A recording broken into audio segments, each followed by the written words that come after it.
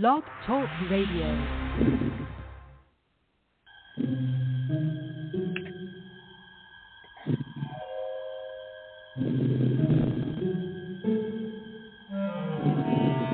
Archangels, ghosts, and Bigfoot, oh my. It's just another night for Supernatural Girls. Real stories, real answers to life's biggest supernatural mysteries. And now for another exciting interview with paranormal experts from this world and others. Here's your host, paranormal researcher Patricia Baker, on the one, the only, Supernatural Girls.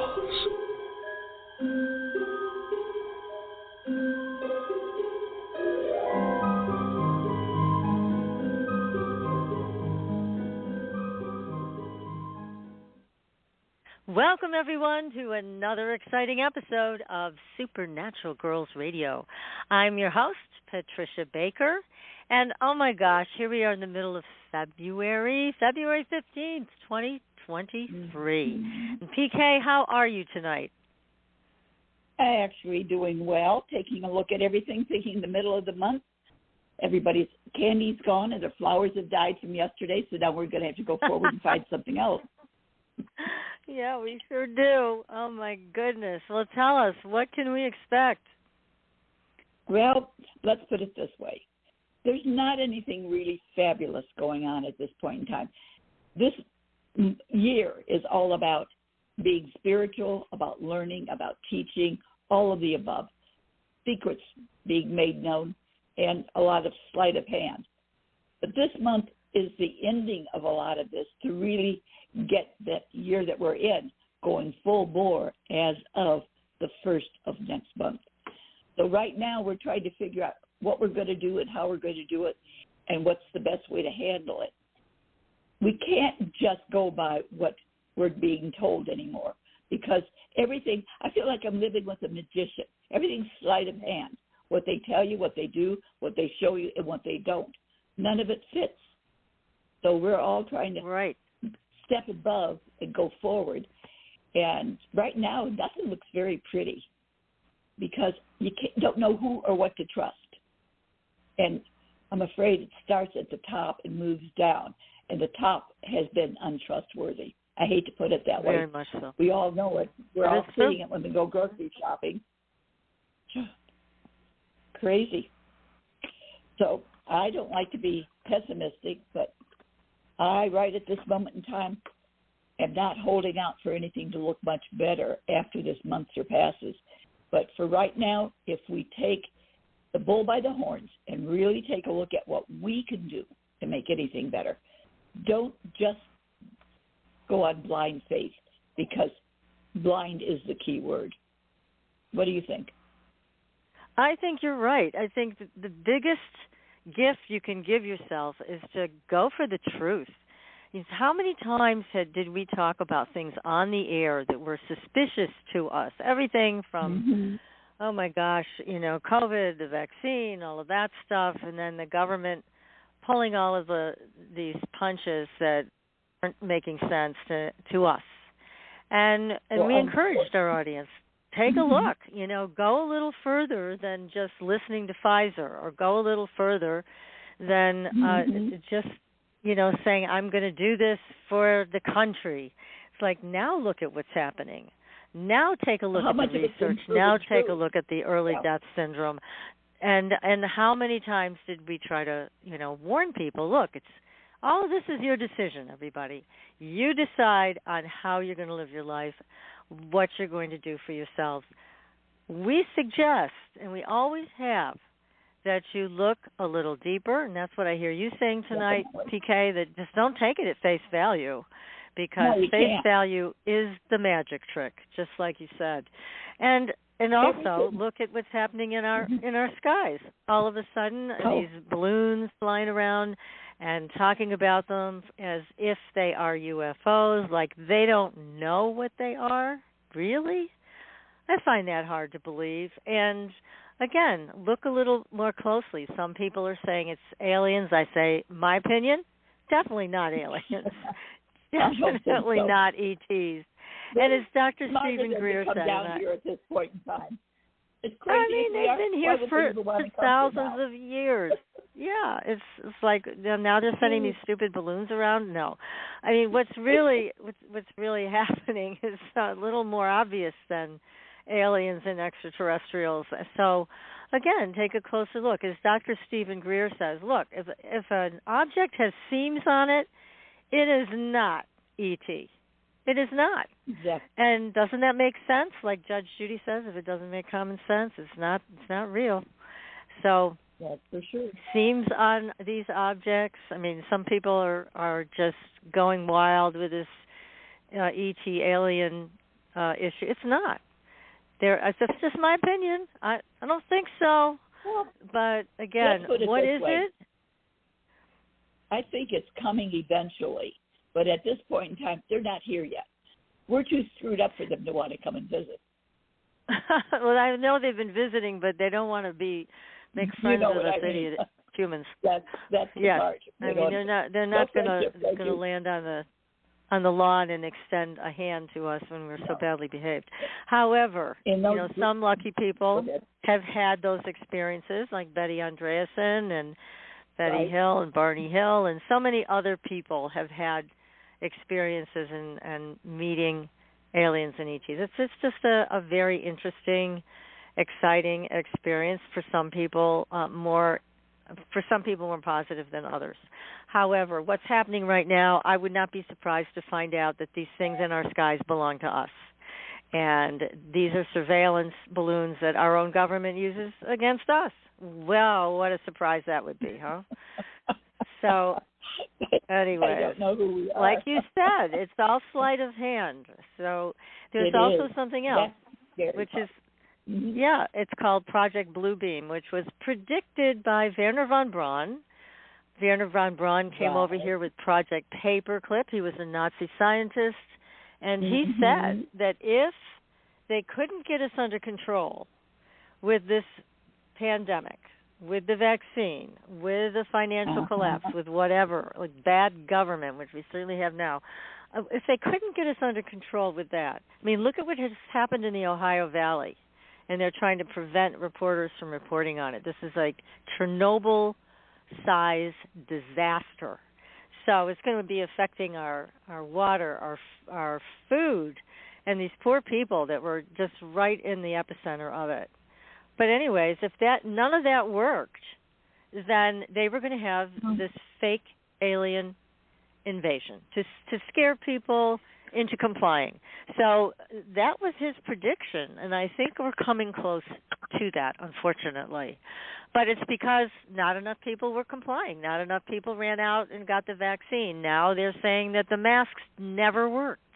Lockdown never worked.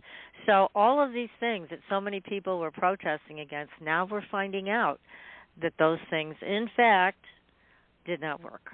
So much to consider, everybody. It's like really time to grow up and take an honest look around and take an honest look at your choices.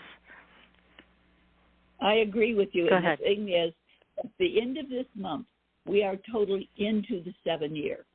Secrets are going to be made known. It isn't just suspicion. We're going to get some factual situations being made known to us before this year is over. I would say between now and September, we're going to be a little surprised at some of the things we see and some of the sleight of hand that's going on by our political friends. I'll just put it that way. Friends in quotes. Yes. Well, I can't wait for these secrets to be made known, but I think we've had a number of them come to light, but more would be better, yes. Oh, there's going to be more no doubt in my mind. Yeah. Good. We're ready. Great. And our audience is ready. We've warned all of you, so now you're ready to. That'll make it. Oh, my God. That'll perk us up. And this is another secret being made known, is it not? This true. Is definitely great. Oh, my goodness. Well, Paul Blake Smith, he is a terrific guest. He's a friend of ours. He is just a wonderful writer. He puts the pieces together. And he had he has many books, but another more recent book he did was on President Eisenhower's Close Encounter, and we had him on the show talking about that. It was a phenomenal show, and now he's got a new book coming out this spring, and he was kind enough to allow us to be the first ones to have him on the air to talk about it. The Nixon-Gleason Alien Encounter. So, Paul, let me tell you a little bit about him. He is a renowned UFO researcher and the author of at least five that I know of, UFO books, including the Amazon bestseller, President Eisenhower's Close Encounter. So now he has this new book that reveals the details of a secret visit, secrets being made known, to a Florida air base that held extraterrestrial bodies. So the Nixon-Gleason Alien Encounter, again, is going to be available this spring, but you're hearing about it first on our show. So let's bring him on. Paul, welcome to the show. Thank you for having me. It's a pleasure to be here. Well, that's great to have you back. I know. I got a chuckle out of busy. what you were saying, that we'll never see an alien on the White House lawn. I just got to look at the artwork for my new book.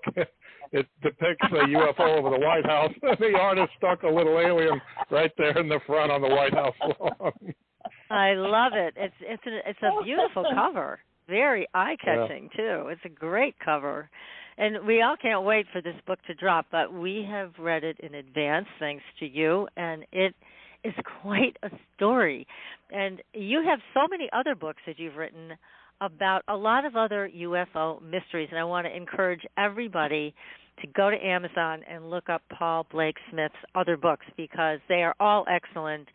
And like I said, Paul, you're great at putting the pieces together for us. So tell us a little bit about how you got started with the Nixon-Gleason Alien Encounter. Well, in doing the research for the Eisenhower book, we all know his vice president was Richard Nixon. And naturally, the question arises, what did Nixon know, and when did he know it? And did he undertake contact with an extraterrestrial race like his boss, President Eisenhower? So in 1974, we got a clue, a strong clue. And that's when Beverly McKittrick Gleason gave an interview to a tabloid and said, my husband Jackie came home one night in 1973, February 19th, we're up to the anniversary date almost, and said, President Nixon just showed me the evidence for extraterrestrials at an Air Force base near here. And Jackie read this in the tabloids, and he exploded. He was very angry and told her, you're never to speak of this. And then he was inundated with questions. Is this story true, what your wife just said in the tabloids? And instead of saying, this is a lie, it's a smear, it's a bunch of bunk and junk, he said, no comment. So flash forward 9 more years, and his wife decided to write a tell-all book of her time with Jackie. They had been divorced for years. So Beverly decided she'll kickstart her book by writing a 1-page article for the Inquirer again and explore this subject at more length, that Nixon and Jackie went to an Air Force base on February 19th, 1973, and saw the evidence that we are being visited. And when he came home, he was just aghast. She said he was haggard and pale and shook up, that he began drinking and smoking, which obviously was not unusual for Jackie, but he had trouble sleeping and eating, and he was so emotionally overwrought. She believed him. She believes that he did have a very unusual emotional experience at this Homestead Air Force Base just south of Miami, where he was living at the time. Now, what a lot of people don't know about Jackie Gleason is he was fascinated with this whole topic, aliens, alien encounters, UFOs. He was huge into this, right? Oh, absolutely. I'm beginning to wonder if he was the most obsessed person with this subject in all America. He had an extensive book collection. He would snap up every UFO book. He ended up with 1,700 of them on the paranormal and UFOs. They're now at the University of Miami in a special library reading room. And he would call up the authors and quiz them at length, and call up the subjects in the book, quiz them at length. Any person, any eyewitness, he had to know every single detail. He was just obsessed with finding out the truth. Are we really being visited? Now, he was a little cynical. He didn't believe everything he heard, which is a wise course to take. But he did come to believe that we are being visited, and he would offer people first $500,000 for hard physical proof. And as the years went by, he jacked that up to $1 million. And it was no joke. Jackie made like 10 or 12 million per year, mostly from movies and TV and record albums. So he had lots of money to burn, and he was burning with desire to find the hard proof to answer this question, to resolve it in his mind firmly. And I think Richard Nixon needed the money, called him up and said, I've got something to show you if you are going to live up to this promise of $1 million. And that's how this came about, that the President of the United States would take a civilian into restricted airbase laboratory and show him what we've got. And I can give you the details on that if you like. Yes, please. And also, I mean, it's you're positioning this so that it sounds like it was an actual financial deal, but they were friends, weren't they? Nixon and Gleason. They were pretty close friends. They used to play golf together. You know, they somewhat socialized together. So, they trusted each other. Yeah, they trusted each other. They played golf as of the early 60s, and I've even got some photographs of the two of them long before 1973. Just before we landed on the moon in 69, Richard Nixon flew to Miami and played golf with Jackie Gleason. And there's some colorful photos of the two of them together. They were confidants, fellow conservatives. They both perspired excessively, and they were interested in the whys and wherefores of life, and so they confided in each other. And I think Nixon finally took him into his confidence on the most explosive and exciting subject of our day. Definitely. And Jackie was so obsessed with this, he even had a house built in upstate New York, right? Was it upstate or was it?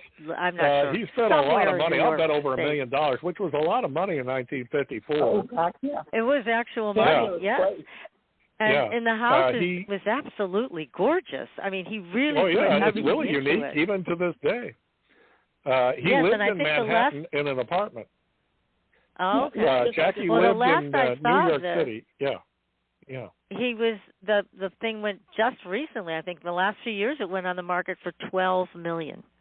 Yeah. So it obviously increased in value, but it was a stunning house. You can see it, pictures of it on the web, and also on our Facebook page. I put some photos up for people to see. It is just an incredible, I think, testament to how much he was interested in UFOs.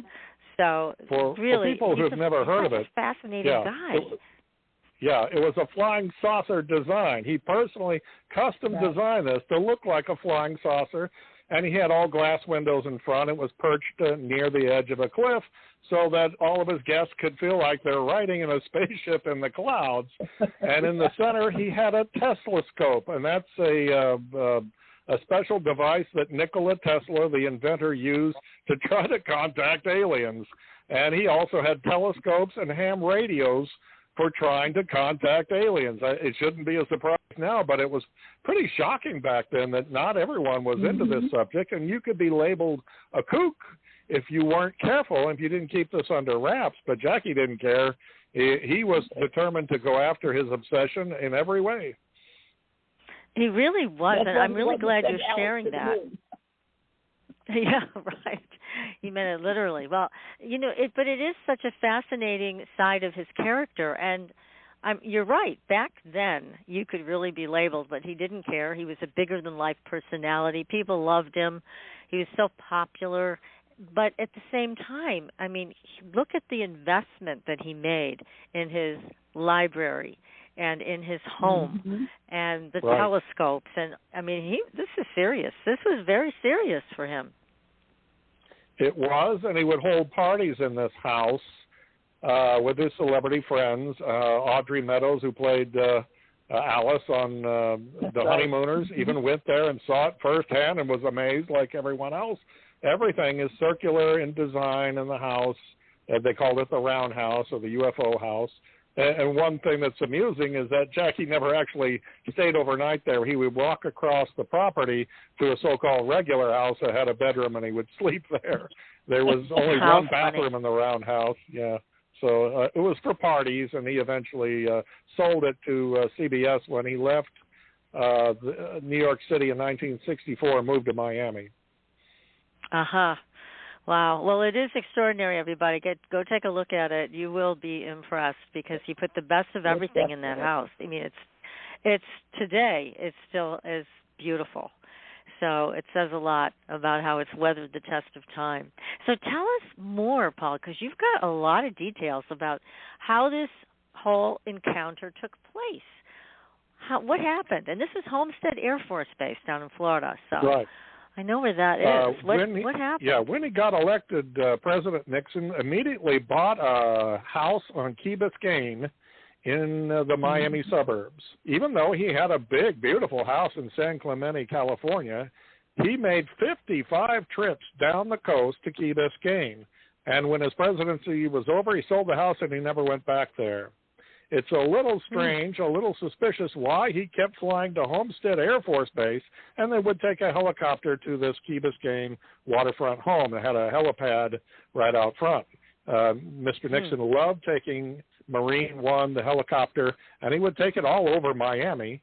And records show he took it across Miami to meet Jackie Gleason on February 19th, 1973.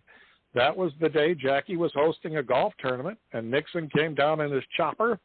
I talked to one of President Nixon's surviving aides, a man named Stephen Bull, and he told me I was there that day, and Jackie Gleason came rolling up in a golf cart, and I thought for sure he was going to be decapitated on the spot, that he jumped out of the cart and ran over to the helicopter with a blade still whirring, and they were just so relieved that neither man had his head lopped off on television God. there.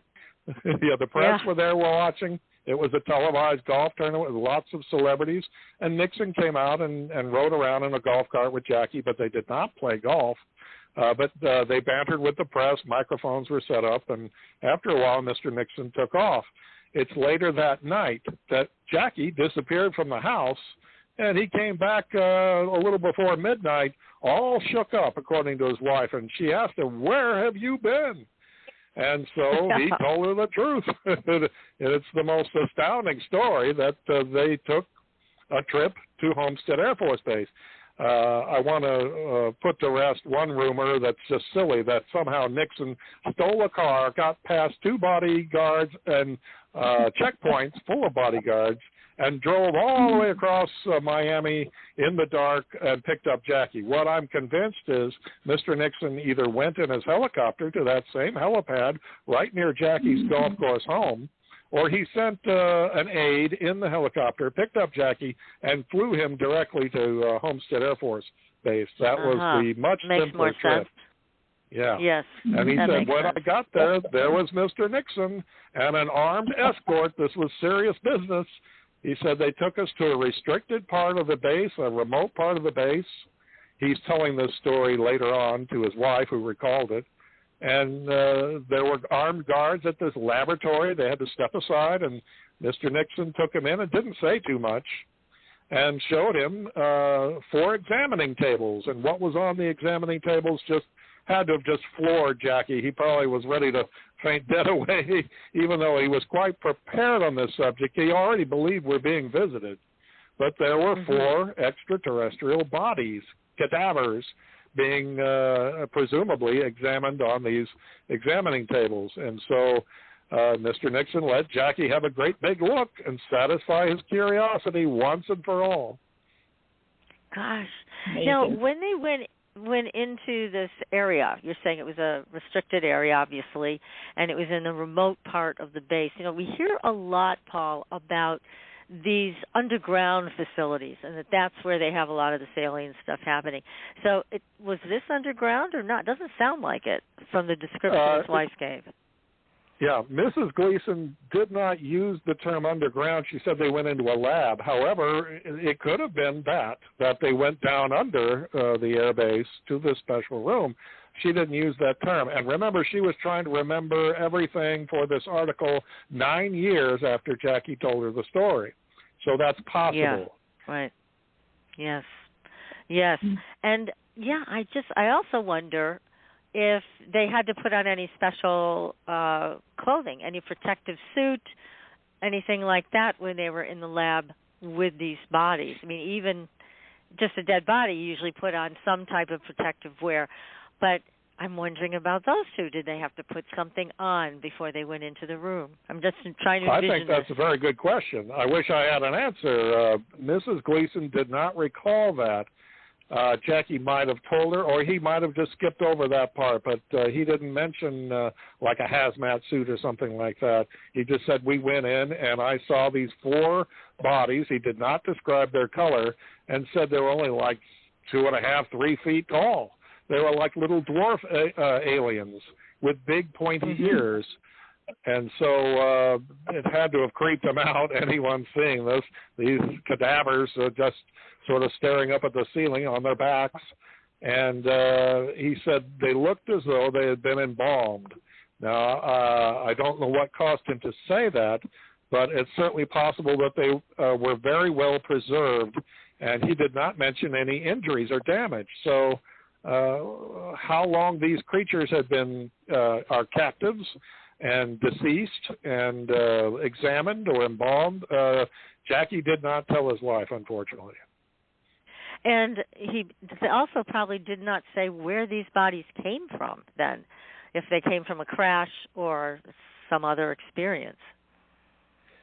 What he told his wife and what she remembered is that he said at the time to Mr. Nixon, there must have been a crash nearby.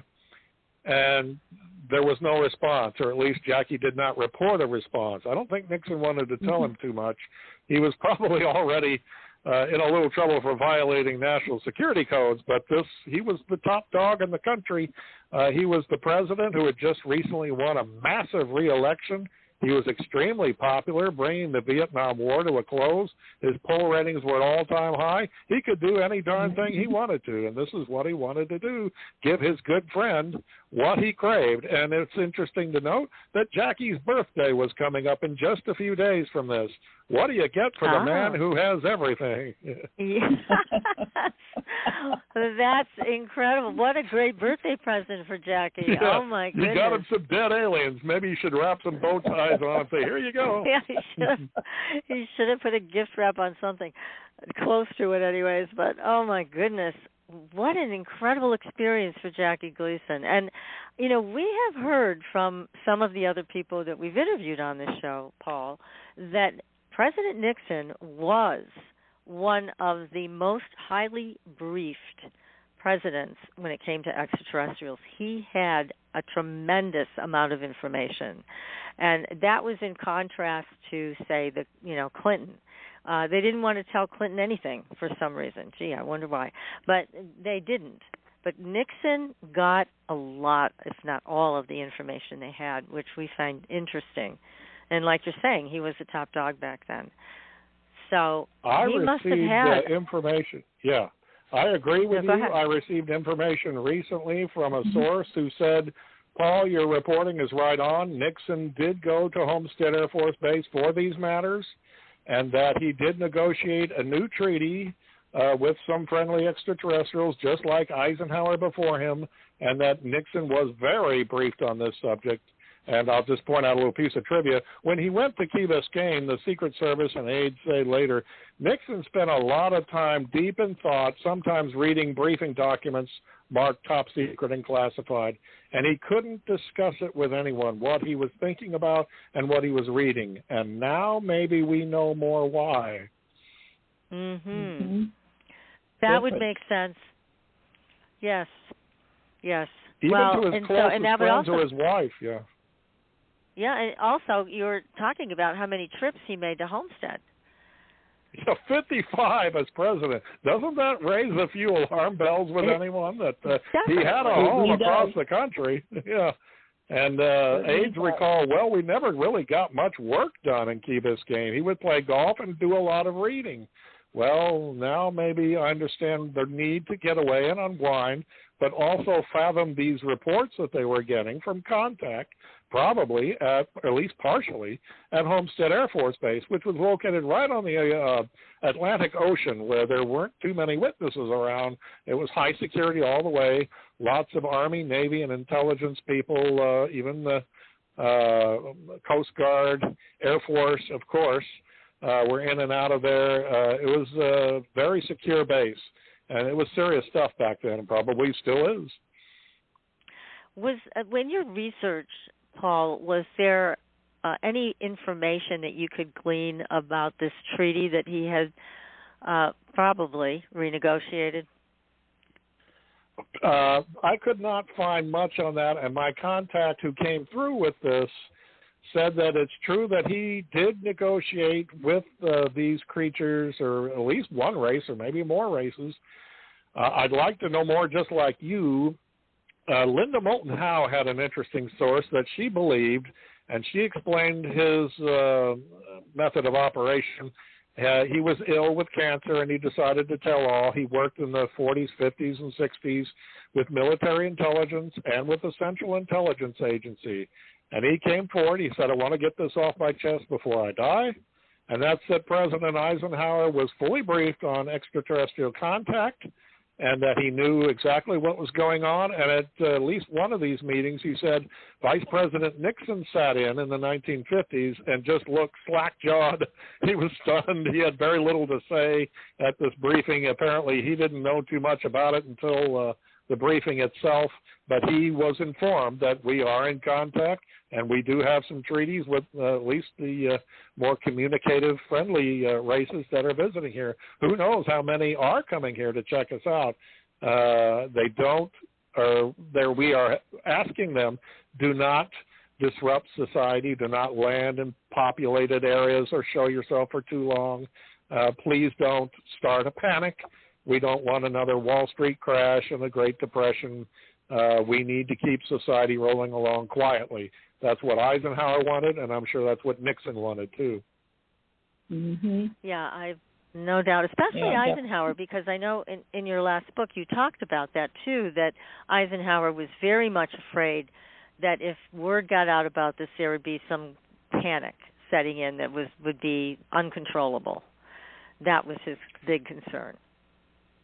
That's correct. People remembered the night before Halloween, 1938, when the War of the Worlds radio broadcast with Orson Welles set off some amount of panic, a little bit. Maybe it was a little overblown. But I think the government noted that, this story of alien invasion at Grover's Mill in New Jersey, and people, some people went out and grabbed their guns and got in their car and went looking for the aliens, and they hid in their basements, and they pulled the shades and locked the doors, and were very frightened that we were going to be invaded, all over a fictional radio play in which they were told repeatedly during the broadcast, this is just a book, and it's just a fictional novel, and it's a play we're putting on. And people still, went overboard. So the government had to have noted that and thought, we've got to keep the wraps on this. We don't want a massive scale panic. If some of these races even land or get out and start walking around, we can't have this. It's got to be controlled. Right. That's what they thought. Today, though, the climate has changed so radically, and again, I think society, everything would change if we were to have direct contact, not through the government, the Pentagon trying to feed us little pieces of nonsense, but actual, contact from them to us, the public. It would be a very different reaction. However, there are some other issues here, because there was some, and of course, all we can say at this point is there's some stories about this, because all of this is still classified, right? Right. These documents are hidden The only away. way it gets out is somebody leaks it or talks too much after a briefing, or maybe a whistleblower comes forward. That's the only way, because there's no government disclosure. No one stepped forward officially and said, this is what's going on. We just kind of have to guess. Yeah, we do. And some of the stories that have come out are about Eisenhower, and I'm sure Nixon too, then, having this treaty that allows these extraterrestrial races to take some of us.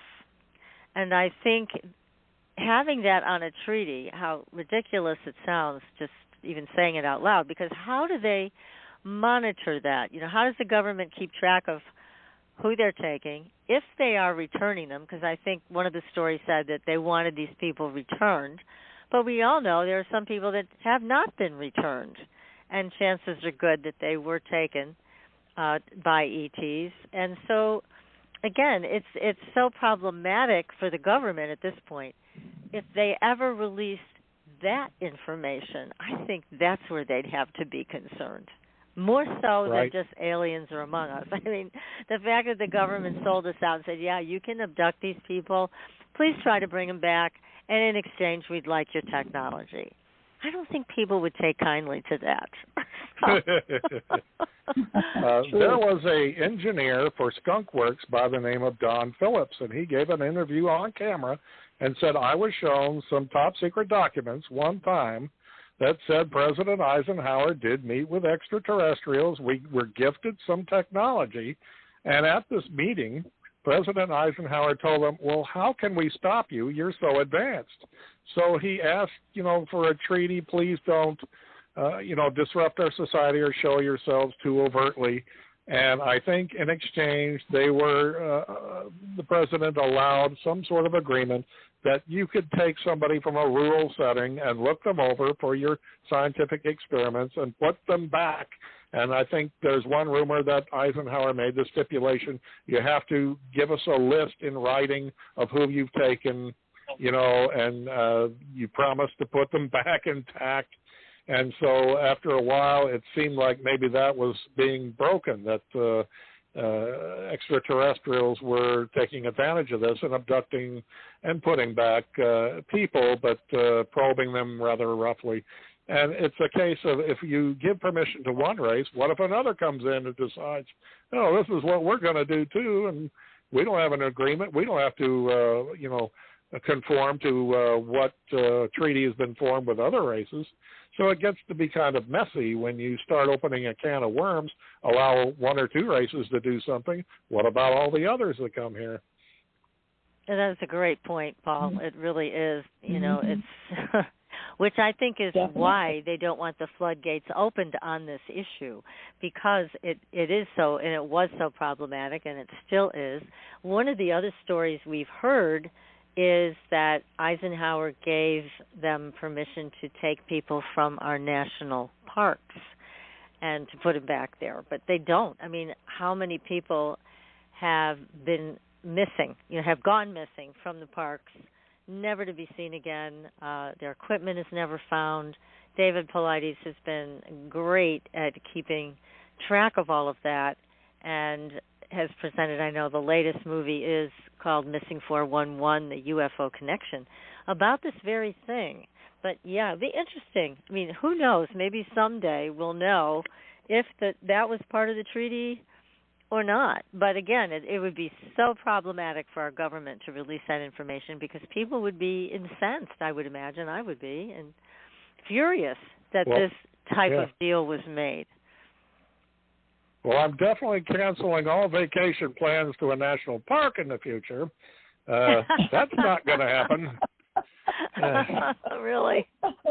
Yeah. I know if extraterrestrials are granted some sort of permission to do this, it's only out in rural settings, and our national parks are enormous, and cover a lot of some states out west, for example. So if this were to happen, that would be a classic example, I guess. It really would. It really would. And also their refusal to follow the treaty if they even had something in an agreement like this. I mean, there have been people abducted out of their bedrooms in New York City. There's some great stories about that with witnesses. So, yeah, and that they're put back. I mean, look at some of the people that have been put back. They've been dropped out of the bottom of these spaceships, like Carl Higdon, who ended up being dropped out of the bottom of the spaceship and of course, was so disoriented, he ended up really hurting himself, his shoulder, and was out of his mind after the whole experience. So I think his wife Marjorie would say, no, they didn't put him back the way they found him. So they have that also, that aspect of it. And again, there's so many angles to this that would bring disgust to people if they knew the government had given us away. And hence the secrecy. Why presidents have never come forward to say we're doing this or doing that. It's interesting that on the 10-year anniversary of the Eisenhower counter of February 19th, 1954, Lyndon Johnson dropped everything, flew out to Palm Springs, exactly where Eisenhower was, met with him at that time, and there were some gaps in his schedule for a few days. He and Eisenhower were up to something. And Linda Moulton Howe had a source who was a scientist, a physicist at Edwards Air Force Base, who said we had a gifted spaceship out there, and that there was a first person in contact meeting in '64, and that's exactly the 10-year anniversary of Eisenhower's encounter. So Johnson may have had his own experiences, and Nixon had his own. But I don't know if it went much further than that. I don't have much data on Ford or Carter, who were interested in the subject, no question. And then we get to Ronald Reagan, and I'm accumulating a lot of information on him. He had a great interest in private and would call up President Nixon and apparently discuss the matter. Oh, okay. So they connected about this. Interesting. Yeah, because I think Reagan did have his own encounter. Carter had his own encounter of just seeing a ship. But from what we heard about Carter, and I always found this fascinating, remember this, PK, when we were told that after Carter was briefed, and we know he was not briefed to the same level as Nixon was, nowhere near that, but afterwards, Carter was reported to have gone into his office and sobbed. Just sobbed for like an hour. And, you know, we talked about, well, why would that be? And what I think about is this, and of course this is just my own theory, but what I think about is how Jimmy Carter was a very religious man.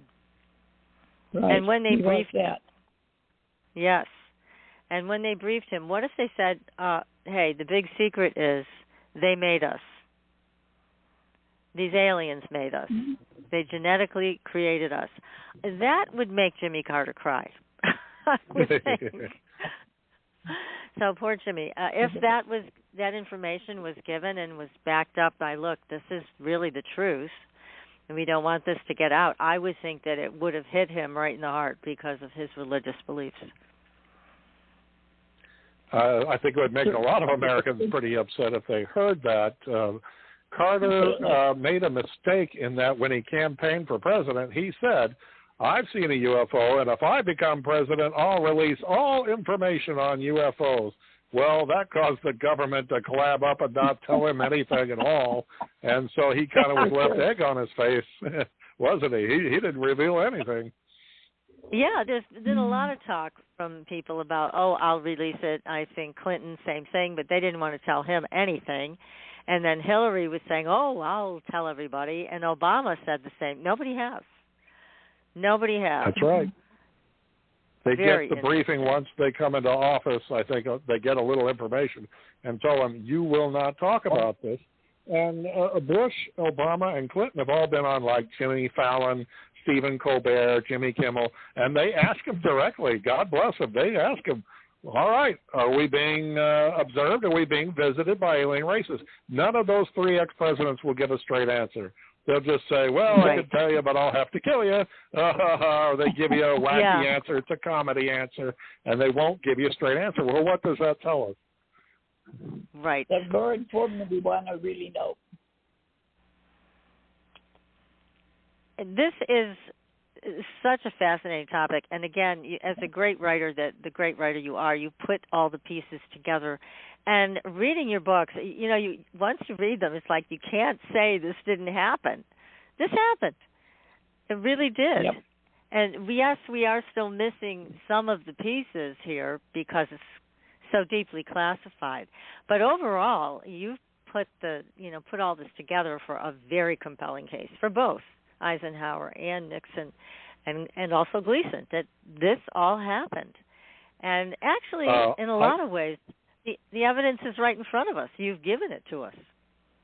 Yeah, I take a certain amount of pride in the reviews I've gotten, let's say, on Amazon, in which people say they went in with a cynical approach, this is silly business or this is nonsense. And he said, by the time I got finished reading, yeah, it happened. The writer convinced me.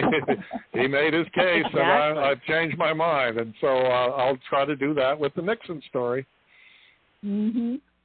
And it's a great one, I think. The friendship between the two men, and, just that he was able to make Jackie Gleason's dream come true, that Jackie could finally see the evidence the way he did. With Jackie having this fascination that was so out there for that day and age, it makes me wonder if he had his own encounter and just didn't talk about it. He gave an interview in the 50s and said he had not seen a UFO, but by the early 70s, he said he saw one walking on a beach in Miami. So he did get to that experience at some point. Whether it was before or the Nixon encounter, I don't know. I wish I had more on that. But even back in the 50s when he was Ralph Cramden, there was an episode where Ralph and his friends all went to a costume party. And Ralph decides to make his own costume, and he gathers up all these knobs and dials and gauges and bits of metal from around the apartment. And he says, here's my costume. And they said, who are you supposed to be? And he says, I am the man from space. So he even wanted to be an alien and put this on television. And you can see that episode where they go to the costume party. Ralph disguises himself, if you want to call it that, as an alien. He was that obsessed. That's too funny. Oh, my God, that's hilarious. Wow. Oh, my goodness. Now, obviously, he did not want his wife, Jackie Gleason did not want his wife talking about this, but she did. And then she put it in the book. Was Jackie still alive when that book came out? Okay, when the 1983 article came out, the second time she talked to the Enquirer and exposed the story, he exploded with anger again, called her up, chewed her out, told her no book, there'll be no book, and she was so rattled and upset and frightened that there was never any tell-all book. She put the kibosh in that, he did, and to this day she's only spoken up one time. A UFO researcher called her in 2003, and she did not change her story. She didn't retract it. She said, it really happened, and I'm not changing it. And so I was not able to pin her down if she's still with us. She'd be close to 89 or 90 today if she's still with us. But she has said her piece, and she did not retract a single statement, and I think it's something we can rely on. Absolutely. So there wasn't any book. It was 2 magazine articles, is what you're saying, or 2 articles in the Enquirer?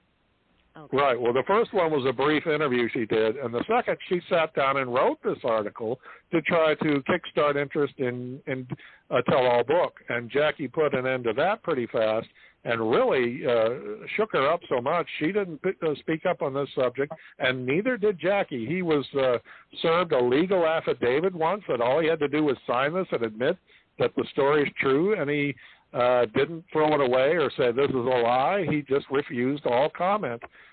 Supposedly people in the industry who were quite interested in UFOs in entertainment asked him, and he says, I have nothing to say about it. And so he could have easily said, this is all foolishness, but he refused. And so I think, again, like these presidents that go on national television, won't give you a straight answer or just laugh it off, there's your answer.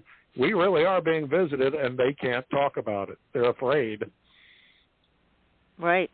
Well, and especially back then, there was a lot more energy in the military and the shadow government towards putting the kibosh on all of this. People's lives were threatened. Some people were killed. And, they were told, if you talk about this, we're going to put an end to you.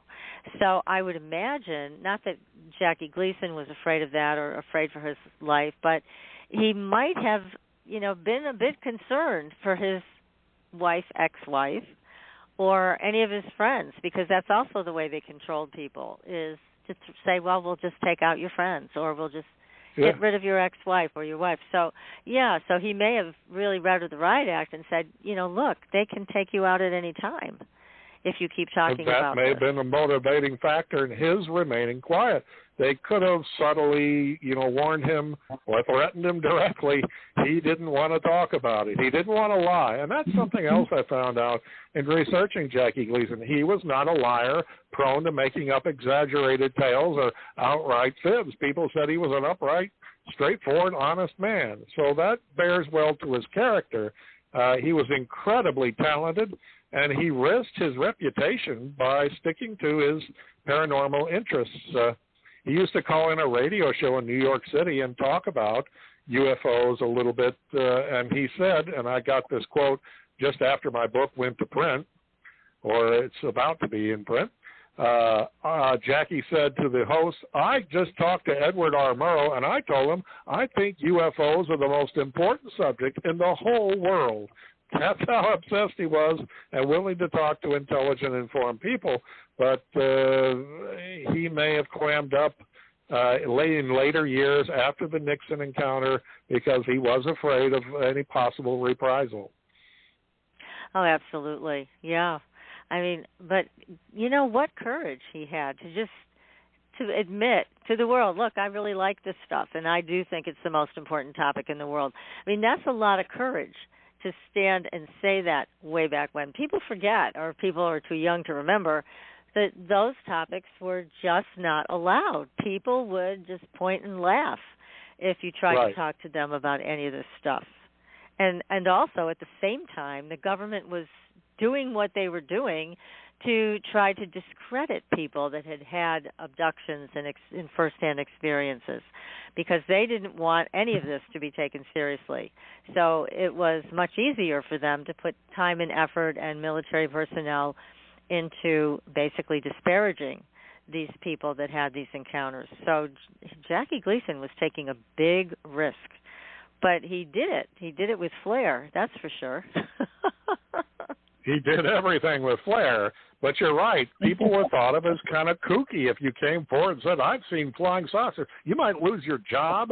You're standing in your community. If people thought you were a nut, or it was more fringe element, but it was around the 40s and 50s. There were B movies in Hollywood, Invasion from Mars or something like that, War of the Worlds remade, and people went to it and started to open their minds very slowly.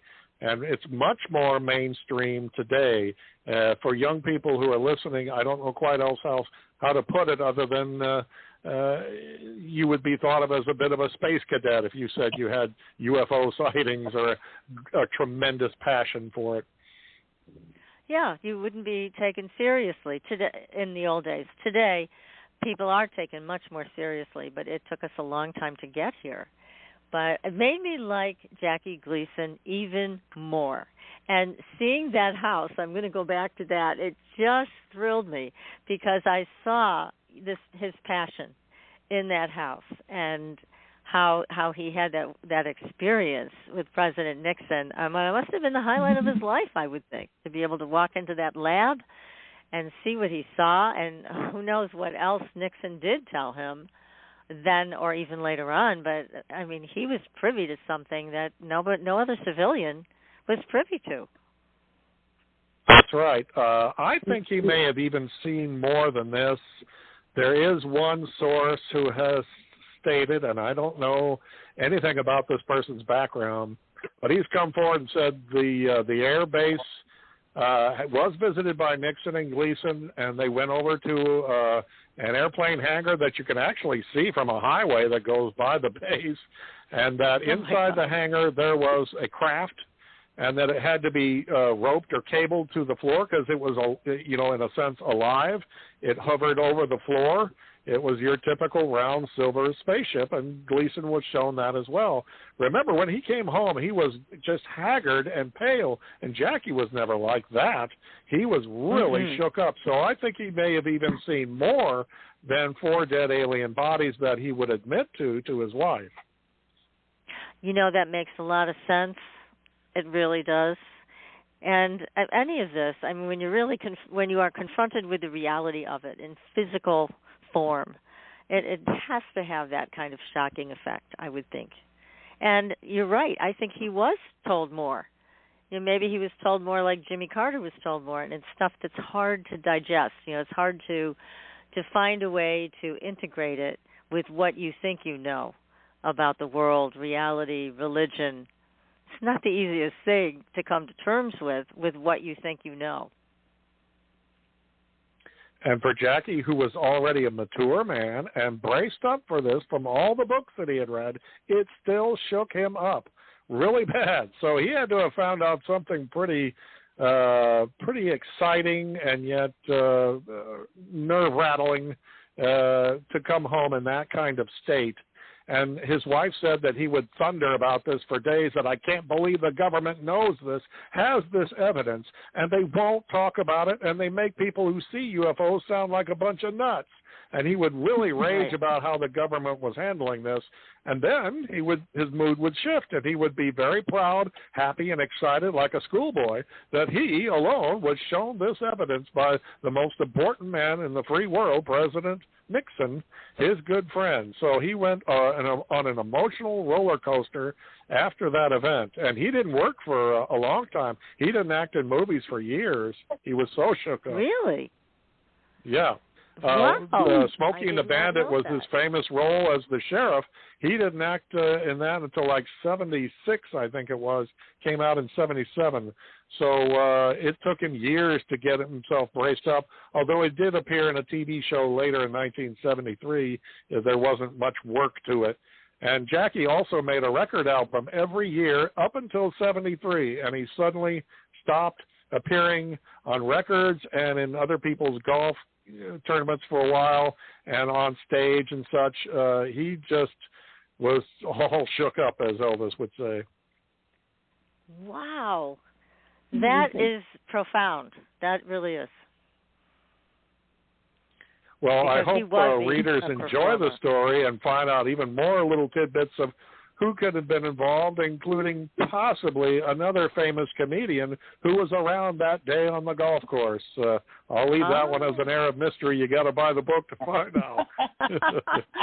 Well, it's a Good great job. book, Paul. Once again, you have done it. You have created a magnificent book, and we urge everybody to get a copy when it drops in the spring. We'll be sure to announce it on the show. We'll put it on our Facebook page and let everybody know when it's available for sale, because this is a great story, and it's true. It happened. And, Paul, you're the man, because you put it all together for everybody so that we could read it and understand it and be a part of that kind of history. It's just remarkable. And you have all these other books, President Eisenhower's Close Encounters, also another great book. And tell us the rest of your titles, too, so we can look them up on Amazon. I'm currently redoing my Mo 41, the story of the 1941 Cape Girardeau, Missouri UFO crash. That was my hometown, although I admit I wasn't exactly around in 1941. My father was, and my grandfather was a judge in Cape Girardeau at that time. So that's what got me interested, in UFOs and everything. When I first began to hear this stuff, I thought, wow, my own hometown, this is amazing. And so I went on to write like a comedy novel called Alien Races. And even though it was fictional, I put in some real-life UFO information, like crashes that happen in the Nevada area near Las Vegas, where the story is set. And I wrote a Christian fiction adventure novel and put some real-life prophecies into that. And I wrote a book on the Kennedy assassination, got a good review from someone who's usually really cynical about JFK conspiracy books. So that warmed my heart. I wish I could have gotten that more mainstream. But the books are there from Argus and from Foundations, and always look for them on Amazon. Yes, they're all there, and they're all great. And we'll let everybody know when the Nixon-Gleason Alien Encounter is available. And I know your next interview is going to be on Coast to Coast with George Norrie, right? That's coming up in a couple of weeks? Right, appropriately on President's Day on the 20th, overnight to the 21st. Oh, Good that's planning. perfect. Yep. Well, excellent, Paul. We can't thank you enough for joining us. It's been a very exciting show, learning about all of this. It's been great. Thank you so much.